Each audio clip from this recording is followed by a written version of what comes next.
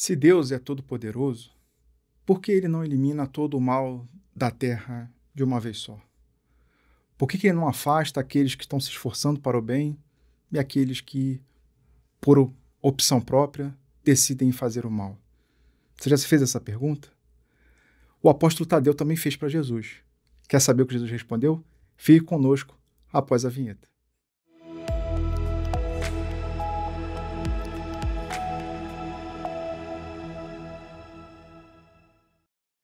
Seja muito bem-vindo, muito bem-vinda ao programa Páginas Espíritas da Comunhão Espírita de Brasília.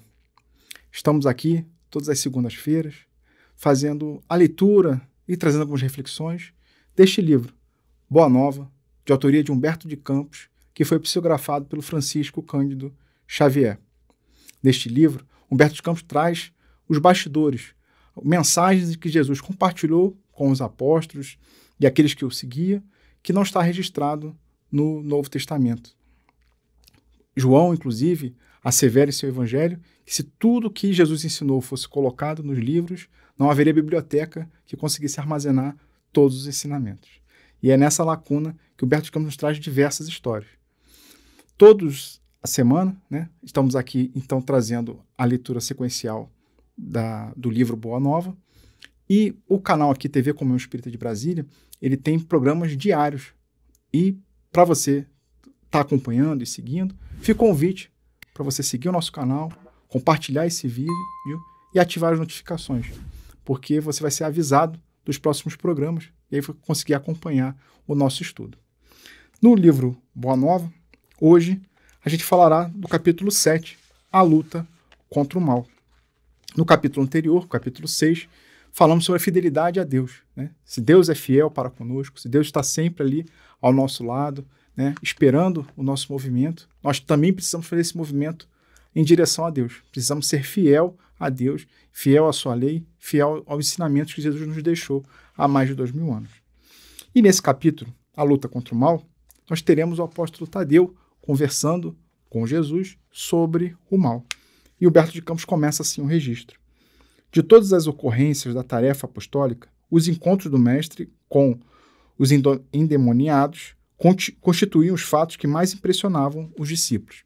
Então, aquelas pessoas, de tudo que Jesus fazia naquela época, aqueles encontros de Jesus com as pessoas que estavam ali dentro do ambiente espírita, chamamos de transtorno assim, de obsessão mais profunda, uma obsessão no nível de possessão, é o que mais impressionava aqueles que acompanhavam Jesus. A palavra diabo era então compreendida na justa acepção. Segundo o sentido exato da expressão, era ele o adversário do bem, simbolizando o termo dessa forma todos os maus sentimentos que dificultavam o acesso das almas à aceitação da Boa Nova, e todos os homens de vida perversa que contrariavam os propósitos da existência pura que deveriam caracterizar as atividades dos adeptos do Evangelho. Então aqui Humberto de Campos nos apresenta que naquela época a palavra diabo era identificada como um adversário, não nessa percepção que temos nos dias atuais, como se fosse a personificação do mal, o diabo, o Satanás. Então, nessa percepção da época, o diabo era o adversário. Então, todo aquele que fosse, nesse sentido, adversário da divulgação da Boa Nova, era visto como o diabo. Assim, ele está querendo colocar empecilhos para essa divulgação da mensagem de Jesus. E aí essa questão dessa percepção adversária na percepção mais simples mesmo. Então, se a gente for pegamos do futebol, por exemplo. Eu tenho particularidade, gosto de um time, o time vai jogar contra o outro, esse outro time com quem o time que eu torço vai jogar, ele é o diabo, então ele é o adversário. Então é essa percepção, quando nos evangelhos a gente tem essa palavra do diabo, do Satanás, como adversário. E não essa personificação de uma única pessoa ser ali o responsável por todo o mal.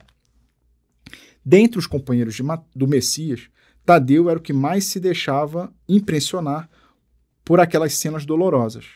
Aguçavam-lhe, sobremaneira, a curiosidade de um homem, os gritos desesperados dos espíritos malfazejos, que se afastavam de suas vítimas sob a amorosa determinação do Mestre Divino, quando os pobres obsidiados deixavam escapar um suspiro de alívio.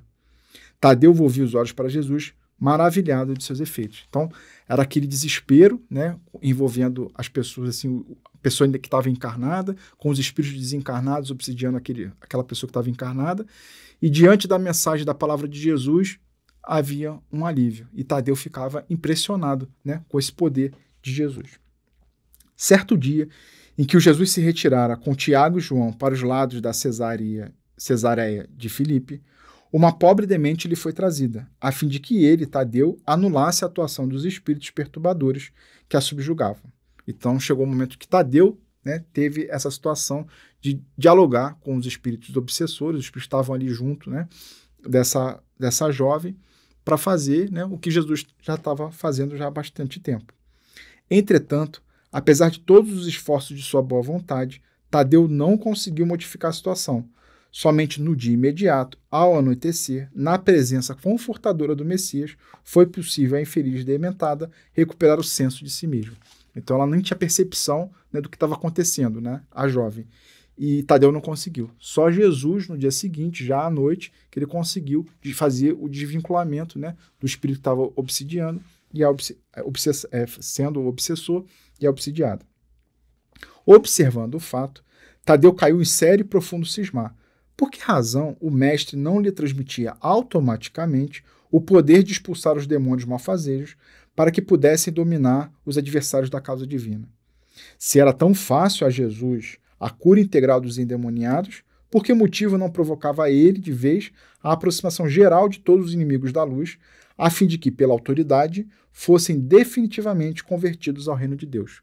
Então, assim, pela autoridade de Jesus, né, por que ele não faria de uma vez só a implementação do reino de Deus? Né? Então, o Jesus falava e tinha o desvinculamento. Jesus falava e se afastava. Tem uma outra passagem que não vai ser abordada nesse capítulo, onde Jesus até assevera os apóstolos, né, porque para aquela casta de espíritos precisaria muito de jejum e oração. E aí os espíritos saem, né, e vão para um bando de porcos, e os porcos se jogam do precipício. Então, Tadeu fica pensando, pô, mas se Jesus tem tanta força para isso, por que ele faz isso de uma vez só? É o questionamento que Tadeu estava fazendo para ele. Com o cérebro torturado por graves cogitações e sonhando possibilidades maravilhosas para que cessassem todos os combates entre os ensinamentos do Evangelho e seus inimigos, o discípulo inquieto procurou avistar-se particularmente com o Senhor, de modo a expor-lhe com humildade as suas ideias íntimas.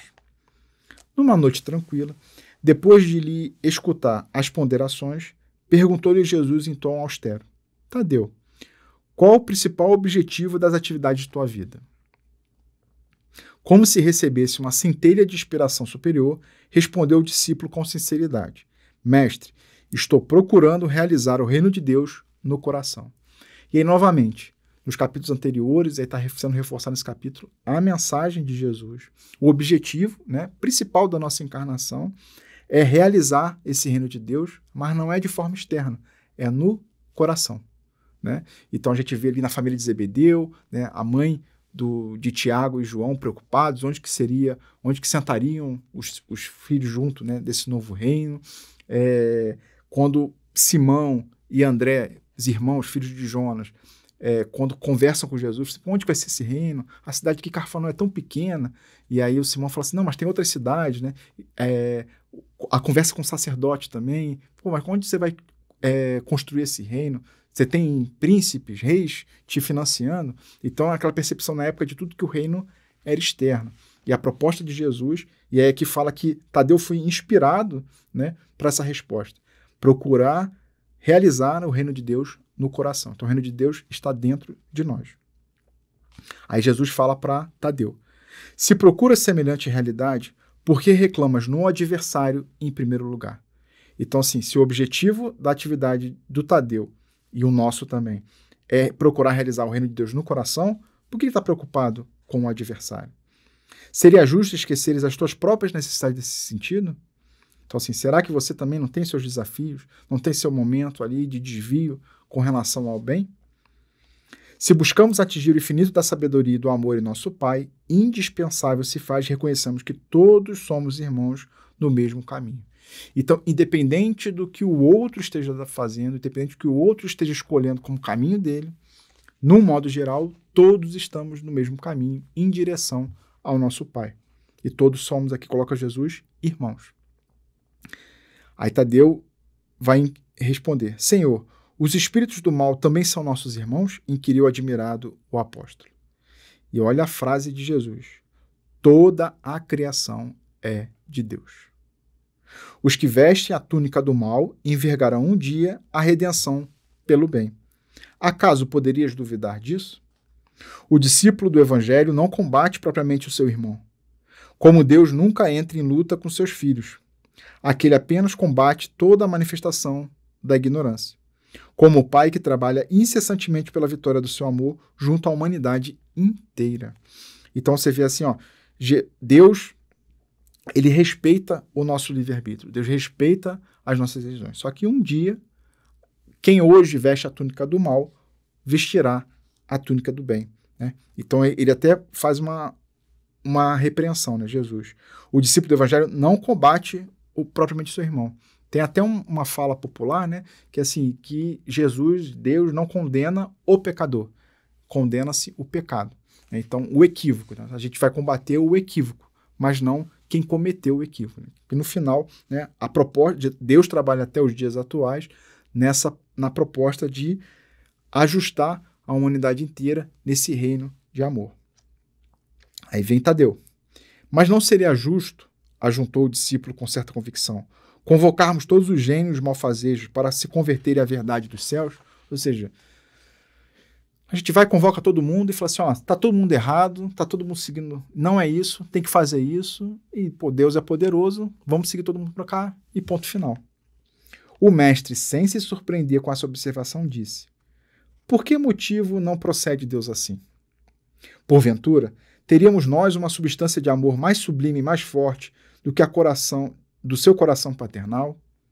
Tadeu, jamais ouvidemos o bom combate. Então, assim, jamais desfoquemos, né, o bom combate. Não é um combate externo, né? É um combate das ideias, é um combate interno. Se alguém te convoca ao labor ingrato da má semente, não desdenhe a boa luta pela vitória do bem, encarando qualquer posição difícil como ensejo sagrado para revelares a tua fidelidade a Deus. Abraça sempre o teu irmão. Se o adversário do reino te provoca ao esclarecimento de toda a verdade, não desprezes a hora de trabalhar pela vitória da luz, mas segue o teu caminho no mundo, atento aos teus próprios deveres, pois não nos contes que Deus abandonasse as suas atividades divinas para impor a renovação moral dos seus filhos ingratos, que se rebelaram na sua casa. Se o mundo parece povoar-se de sombras, é preciso que reconhecer que as leis de Deus são sempre as mesmas em todas as latitudes da vida. E aqui tem a percepção que está lá no Livro dos Espíritos com relação às leis de Deus. Elas são eternas e imutáveis. Então Deus criou as leis, e as leis elas vão ser sempre mesmas, são sempre as mesmas, seja aqui na Terra, seja em outro planeta, qualquer lugar do universo. Elas são sempre as mesmas. E Deus continua trabalhando. Então, Deus ele não tem essa proposta de fazer a renovação moral de forma impositiva. É algo que vai ser conquistado aos poucos. É essa percepção aqui que Jesus está querendo apresentar para Tadeu. É indispensável meditar na lição de nosso Pai e não estacionar no meio caminho que percorremos. Os inimigos do reino se empenham em batalhas sangrentas? Não olvideis o teu próprio trabalho. Padecem no inferno das ambições desmedidas? Caminha para Deus. Lançam a perseguição contra a verdade? Tens contigo a verdade divina que o mundo não poderá roubar, nunca. Os grandes patrimônios da vida não pertencem às forças da terra, mas às do céu. O homem que dominasse o mundo inteiro com a sua força teria que quebrar a sua espada sangrenta ante os direitos inflexíveis da morte. E além desta vida, ninguém te perguntará pelas obrigações que tocam a Deus, mas unicamente pelo mundo interior que te pertence a ti mesmo, sob as vistas amoráveis de nosso Pai. Então, Jesus coloca aqui nesse parágrafo toda a situação, né, de que, por mais tumultuosa, perseguições que possam ocorrer, ainda que alguém consiga, né, dominar o mundo inteiro, ainda assim não vai ter conquistado, de fato, né, aquela conquista permanente. Porque ele coloca aqui, vai ter um momento que vai ser inflexível quanto à morte, e toda aquela conquista vai se desfazer. Toda aquela perseguição, ela vai acabar. Tudo, as guerras, né, os desconfortos, terão fim, né? E que, no fundo, o que a gente vai ali ser convidado à reflexão depois desta vida é com relação ao nosso mundo interior, que pertence a nós. É esse mundo interior que a gente vai levar para depois dessa nossa experiência. E isso vai acontecer com todo mundo. Jesus continua. Que diríamos de um rei justo e sábio que perguntasse a um só de seus súditos pela justiça e pela sabedoria do reino inteiro? Entretanto, é natural que o súdito seja inquirido acerca dos trabalhos que lhe foram confiados, no plano geral, sendo também justo se lhe pergunte pelo que foi feito de seus pais, de sua companheira, de seus filhos e irmãos. Andas assim tão esquecido desses problemas fáceis e singelos? Aceita a luta sempre que fores julgado digno dela, e não te esqueças que em todas as circunstâncias de construir é sempre o melhor. Então, ele faz aqui uma analogia, né, de que você está questionando a Deus com relação ao mundo, com relação ao mal, o que acontece, né, em relação à justiça, mas vamos pensar dentro da sua casa, né? Então ele coloca aqui filho, pais, companheiro, companheira, filhos, irmãos, né? A gente consegue ter domínio de todo mundo? Não consegue, né? Então cada um acaba decidindo por si só na sua rotina, né? Então assim, a gente tem problemas tão pequenos, né? Imagine no mundo como um todo. Então, e o outro ponto que Jesus coloca aqui é que se a gente está num momento de luta, sempre que for julgado, né, for convidado à luta, é porque é chegado o momento. Então, não se esqueça, em qualquer circunstância, construir é sempre melhor. Então, ao invés de destruir, né, toda aquela percepção, né, então alguém acredita que aquele caminho é o certo. Ao invés de você desconstruir aquele caminho, a proposta é de construir, é de apresentar um novo caminho, ao invés de destruir o caminho que ela está seguindo. Tadeu contemplou o mestre, tomado de profunda admiração. Seus esclarecimentos lhe caíam no espírito como gotas imensas de uma nova luz. Senhor, disse ele, vossos raciocínios me iluminam o coração, mas terei externado meus sentimentos de piedade pelos espíritos malfazejos? Não devemos então convocá-los ao bom caminho? É a resposta de Jesus. Toda intenção excelente, redarguiu Jesus, será levada em justa conta no céu. Mas precisamos compreender que não se deve tentar a Deus. Tenho aceitado a luta como o Pai me envia e tenho esclarecido que a cada dia basta o seu trabalho. Nunca reuni o colégio dos meus companheiros para provocar as manifestações que se comprazem na treva. Reuni-os em todas as circunstâncias e oportunidades, suplicando para o nosso esforço a inspiração sagrada do Todo-Poderoso. O adversário é sempre um necessitado que comparece ao banquete das nossas alegrias. E por isso, embora eu não tenha convocado, convidando somente os aflitos, os simples de boa vontade, nunca lhe fechei as portas do coração, encarando a sua vinda como uma oportunidade de trabalho de que Deus nos julga dignos. Então, um outro ponto aqui. Ainda o adversário, a gente não convida para a nossa casa, a gente não convida ele para a nossa vida. Mesmo assim, ele aparece. Aparece na nossa família, aparece no nosso trabalho, aparece nos nossos ambientes em que a gente frequenta. Então, ainda que você só... eu quero convidar os simples, né, os de boa vontade. Jesus estava convidando quem estava querendo ouvir a boa nova. Mas ainda assim, apareciam os adversários de Jesus. Tanto os adversários que, inclusive, alguns o condenaram à morte, o crucificaram, né, e mesmo assim, ele não rechaça isso. Ele continua aceitando eles. E Jesus volta a falar a mesma mensagem que ele colocou na página anterior, né? E entender que o adversário é uma oportunidade de trabalho de que Deus nos julga dignos. Então, tudo o que passamos é uma oportunidade de trabalho. Por mais difícil que possa estar parecendo neste momento, pensemos que é uma oportunidade que Deus está colocando para nós. Às vezes a gente não vai conseguir entender no curto prazo, mas tenhamos fé que há um plano, e é o plano de Deus. O apóstolo humilde sorriu, saciado em sua fome de conhecimento. Porém, acrescentou preocupado com a impossibilidade de que se via atender eficazmente a vítima que procurava. Então, Tadeu lembrou, né, daquela situação que teve a jovem. Ele foi procurado como apóstolo de Jesus, ele não conseguiu ajudar a jovem, nem, né, de afastar, e o espírito estava fazendo mal à jovem. Ele lembrou, e ele falou, Senhor, vossas palavras são sempre sábias. Entretanto, de que necessitarei para afastar as entidades da sombra quando o seu império se estabeleça nas almas? Então, assim, o que eu preciso fazer para fazer igual a você, né? Jesus falava e havia o afastamento. Aí a resposta de Jesus. Voltamos assim ao início das nossas explicações, retrucou Jesus. Pois, para isso, necessitas da edificação do reino no âmago do teu espírito, sendo este o objetivo de tua vida. Só a luz do amor divino é bastante forte para converter uma alma à verdade. Já viste algum contentor da terra convencer-se sinceramente tão só pela força das palavras do mundo? Ou seja, as pessoas são convencidas somente por palavras? Não é bem assim, né? As dissertações filosóficas não constituem toda a realização. Elas podem ser um recurso fácil da indiferença ou uma túnica brilhante, acobertando penosas necessidades. Então, assim, o discurso mais bonito, ele pode ser só uma coisa indiferença, as pessoas ouvirem e não falarem nada, ou ouvirem algo brilhante junto daquele discurso. O reino de Deus, porém, é a edificação divina da luz, e a luz ilumina, dispensando os longos discursos. Então não é necessário grandes discursos, né? As palavras firmes e diretas, assim como Jesus o fazia, elas são suficientes para iluminar, né, muito longe. Capacita-te de que ninguém pode dar a outrem aquilo que ainda não possui no coração. Vai, trabalha sem cessar pela tua grande vitória. Zela por ti e ama teu próximo, sem olvidares de que Deus cuida de todos. Então, essa é a mensagem principal aqui desse capítulo. Ainda que tenha muito mal no mundo, a gente vê, às vezes, pode ficar até um pouco desanimado, né, com relação ao que acontece ao nosso redor. O convite de Jesus para Tadeu e reverbera até para nós os dias de hoje, é que a gente precisa se capacitar, trabalhar sem cessar na nossa grande vitória. Não é a vitória do outro, não é o ajuste do outro, é a nossa vitória.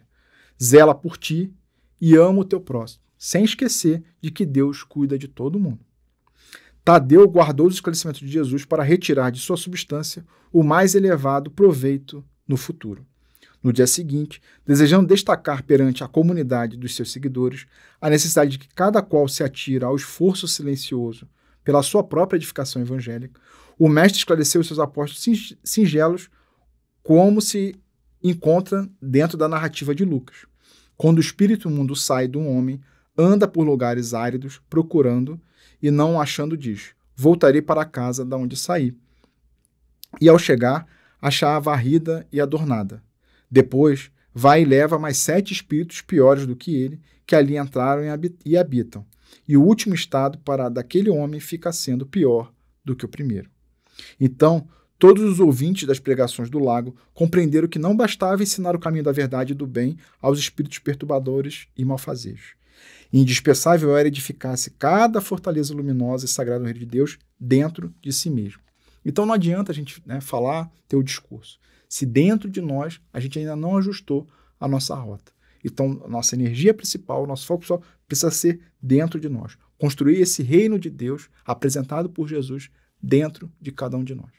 E aí, conforme a gente for seguindo, vai reverberar essa mudança interior. E aí as pessoas vão modificar no nosso redor muito mais do que a gente faz, do que a gente fala, né?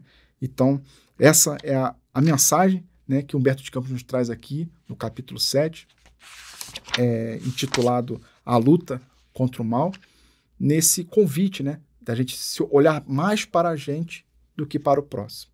Nessa certeza de que Deus trabalha até os dias atuais e ele não vai deixar ninguém desamparado. Que Jesus, inclusive, falou que nenhuma ovelha seria perdida. Gostou dessa leitura que fizemos, das reflexões que trouxemos para este capítulo? Então fica o convite para curtir o nosso vídeo, compartilhar, né, e continuar nos acompanhando aqui nessa leitura, nesses estudos, porque semana que vem voltaremos com o capítulo 8, chamado Bom Ânimo. Até lá e fiquem com Deus.